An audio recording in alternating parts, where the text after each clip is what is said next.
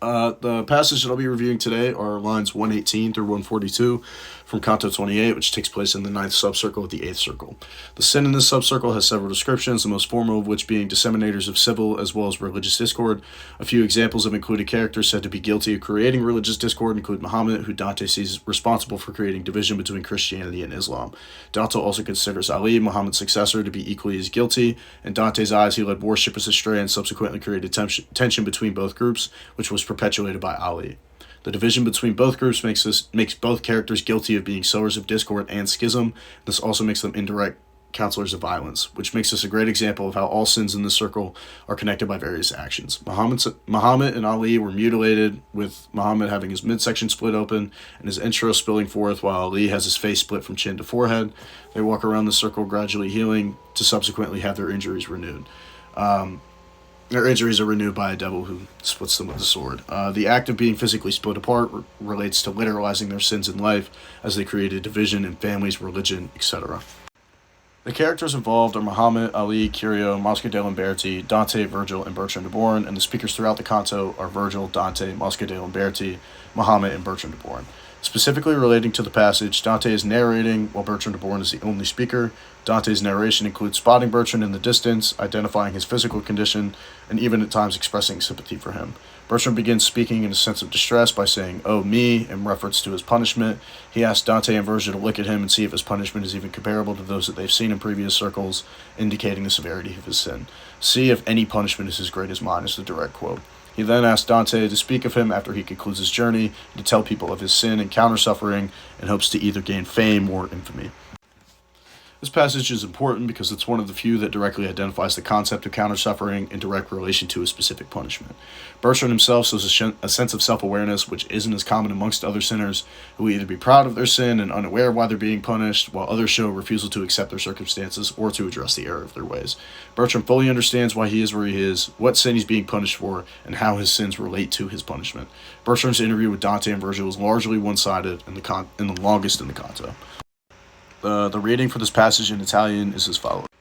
Lo vidi certo e parco vigia, un busto senza capo andar siccome andavan gli altri della trista Grecia. El capo tronca tenia per l'icchiome, pistol con mano a guisa di lanterna. E qual mirava noi a dizer, ome, di se facea a se stesso a Lucerna. Ed eran due un uno e uno in due, come serpo questa che si governa. Quando dritta e puerto ponte fue, levò il braccio alto con tutta la testa, per appressarmi le parole sue, che furono vedi la pena molesta, tu che sperando va veggendo i morti. Vedi se alcuna è grande come questa, e perché tu di me novella porti, sappi che son Bertram del Borneo, quelli che diedi al re giovani i ma conforti. Lo feci il padre e il figlio in ser ribelli. Achitofel non fe pu de Absaloni e di Davi coi malvagi punselli, perché io parti così giunte persone, partito porto il mio serbo lasso, dal suo principio che in questo troncone, così se osserva e mi lo passo. So, to begin my line-by-line analysis, I started at 118 through 120. This is Bertrand's first appearance. Dante identifies him as walking with the rest of the flock, but holding his severed head as opposed to the rest of them. Bertrand's appearance is representative of a few things. Holding a severed head is classically representative of a sense of triumph. This is seen in the Aeneid with Statius, as well as with Perseus holding Medusa's head. Bertrand holding his head also parodies a Christian martyr, the Cephalophore. When he was decapitated, he picked up his own head and walked to his burial place, the Seminiato, which sits above Florence. For 121 through 123, Bertrand is described as holding his head by his hair, similar to how one would hold a lantern, and says, "Ome." As to evoke pity from Virgil and Dante, the phrase "ome" is a rima franta, which is a rhyme using two words, and Bertrand was known to use this type of rhyme frequently throughout his poetry. For 124 through 129, the way that Bertrand is holding his head is compared to the way that one would hold a lantern, and he uses it as a tool to project his speech, much as one would use a lantern to project light. This is highlighted through the use of language. Of himself, he made a lamp for himself, and they were two in one and one in two. Bertrand then lifts his head towards Dante and Virgil to project his words so that they can hear him clearly at the end of those lines. For 124 through 129, the way that Bertrand is holding his head is compared to the way that one would hold a lantern, and he uses it as a tool to project his speech, much as one would use a lantern to project light. This is highlighted through the use of language of himself. He made a lamp for himself, and they were two in one and one in two. Bertrand then lifts his head towards Dante and Virgil to project his words so that they can hear him clearly. For 133 to 141, Bertrand asked Dante to bring word of his sin and suffering back to the living world. One could argue that this would generate a sense of infamy around his name.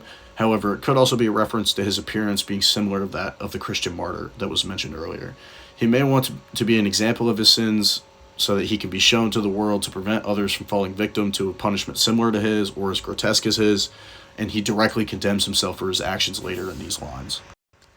So he doesn't really ask Dante to bring his story back to the living world, he just kind of tells him to, and normally when we see this, like we have in previous cantos with Farinitas and characters of that sort, it's them directly asking or negotiating with Dante, and he says, do this, and then I'll bring your story back to the living world. Bertrand de Born just kind of injects it in the middle of this. He doesn't ask, he doesn't negotiate, it's in the middle of the interview, and that's kind of all he needs. He doesn't really sit there and ask Dante or negotiate with him, it's just put out there for him. And obviously, since it's included in the poem, that's what ended up happening, but it's pretty interesting to see. And the reason that that's interesting is because he doesn't ask or negotiate, he doesn't do anything, and that's very different from what we've seen in characters in previous cantos who want to cement themselves in history with either infamy or fame. But after that whole injection into the middle of the interview, he just kind of goes back into detail of how he got to this level of the Inferno, and Berolini specifically describes his sin as abetting the religions of the sons of the King Henry II against their father. Richard's older brother, Prince Henry, who was known as the Young King, which is how Bertrand identifies him, nearly overthrew his father in 1173. He subsequently died in 1189 and never inherited the throne of England, and Bertrand summarizes his wrongdoings by comparing himself to Ahithophel, who gave false counsel to Absalom and David, causing David to rebel against his father. Bertrand de Born divided a family, resulting in his brain being separated from its origin, his body. And then finally, for 142, this is the most important line out of this passage. It introduces the concept of contrapasso directly. This is the only time in the entire poem that the word countersuffering or contrapasso is used at all. Every other use of this concept of contrapasso is alluded to or implied, but Dante never specifically uses the word countersuffering except for this part of the poem. And the addressal of contrapasso, it's very direct, and Bertrand highlights that it relates to his suffering, and Berolini notes that the concept of contrapasso is shorthand for expressing a principle that governs the relationship between what the sinner did in life and what the sinner experiences in the afterlife. He also notes that this line is the first and only use of contrapasso, as has been said, and this could be due to the fact that Bertrand is the clearest and most direct example of this. There are several other examples of sinners being exposed to the concept of contrapasso. It's a very important theme throughout the poem. For example, fortune tellers are forced to walk around while blind with their heads turned backwards. They tried to see the future and now they're forced to see behind them, and their vision is obscured. For grafters, they're buried in pitch and flayed by demons while hidden from sight. Hypocrites forced to walk in circles while stuck in heavy leaden robes. Thieves are turned into reptiles after being bitten by reptiles and can steal another identity if they bite someone else. So all of these things are directly related to the sin, but this is the most clear example out of the entire poem of one character committing this sin and then directly naming the fact that it is his counter-suffering. I did this is why I'm being punished like this, and this is how they're related. So it's kind of a cool example. It's the most direct one out of the whole poem. And to kind of circle back on this idea of contrapasso, it's significant in this passage as it's, once again, the first and only time it's used throughout the entire Inferno, and its usage in the context of the passage helps cement the concept of how actions in life affect experiences in the afterlife. Another key word out of this passage is division. In Italian, it's parti or partito. This is important as it's the key concept of the punishment of this canto. Sinners are divided by being slashed by devils and mutilated. Their bodies are divided as punishment for dividing families, individuals, and religion and life. And division is simultaneously the punishment as well as the sin. One of the last main identifiable keywords was punishment or molesta. The term is significant in this passage as Bertrand uses it directly referencing his physical condition. Its usage is also important as Bertrand understands the relation between his punishment and the action. The direct language that he uses and uninterrupted speech is indicative of this. The first theme that I identified was divine punishment. This theme is especially evident in this passage as Bertrand identifies his sin, the punishment, and how they relate to each other directly. The direct correlation is divine punishment as it perfectly suits his actions in life.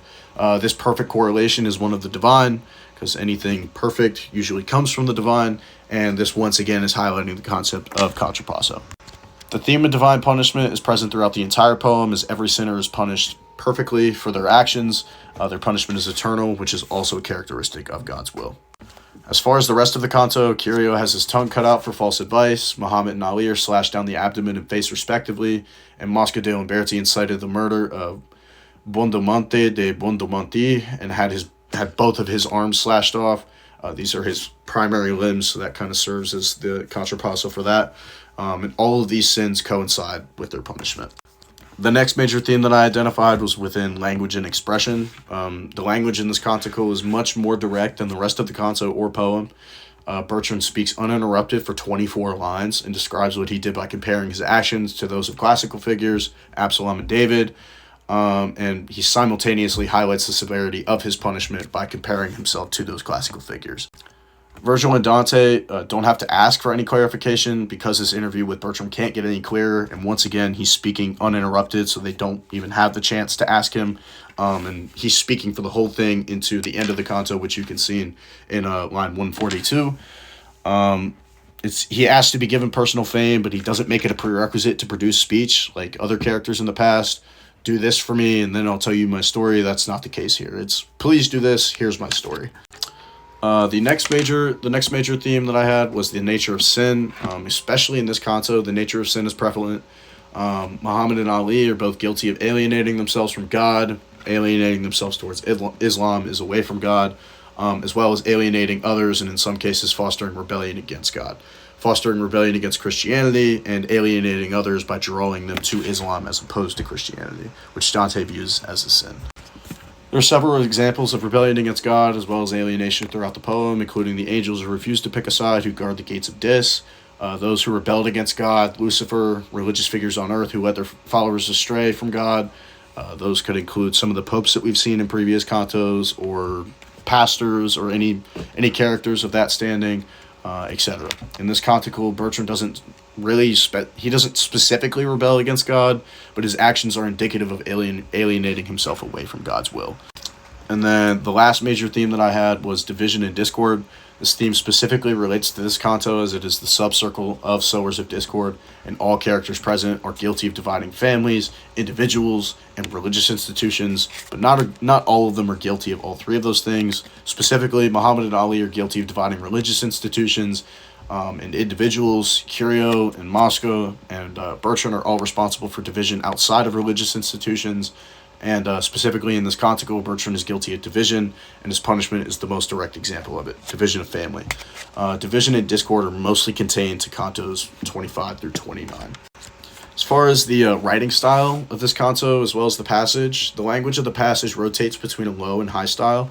The low style is a lot more prevalent in the very beginning of this canto, but it's also present in Dante's original description of Bertrand, where he identifies him holding the severed head by his own hair. That's at the very beginning of this interview with Bertrand. However, when Bertrand starts his interview, he describes his own physical condition in a higher style by simply addressing its grotesqueness in a very vague manner, rather than delving into detail. He also talks in a relatively high style when addressing his sins and punishment. The language is very direct, which is one of the reasons Bertrand doesn't delve into more detail.